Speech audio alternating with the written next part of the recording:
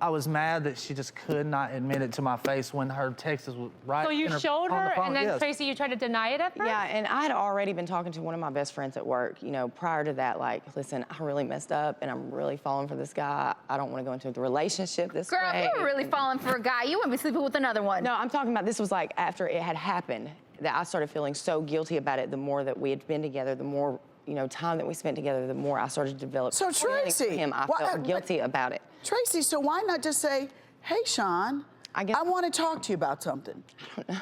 It was trying to, I guess I was so afraid that he wasn't going to want to talk to me after that. Really? Were you were afraid of losing him? And now, can I ask you this honestly, Traci? Have you slept with a guy again? No, I have not. Not even came close. Okay, I've so never cheated on him again. what have you done to reassure Shawn that that wouldn't happen again? I mean, I've made it where he can get into anything. I don't hide anything from him. He has my Facebook password, everything. I don't talk to anyone. We're together 24/7. So you feel like you've been doing everything you can to make him trust you. Shawn, why don't you trust Traci? Because she doesn't put any full effort into showing me. She has She like, just said she lets you just like have 7 access to emails. everything. She has like 7 emails. How you know she got 7 emails, Shawn? But she has them all wrote. She has them written down in different. She has. I keep paper everywhere. I always write. That's all I do. So, Shawn, why are you still with her if you don't trust her?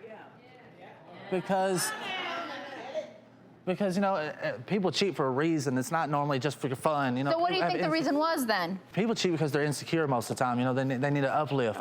They feel bad about themselves. Why don't we ask you that question? Stupidity.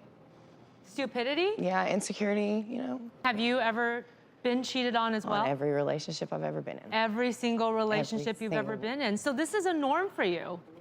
Do you even know what it feels like to be in a relationship where that's not part of the picture?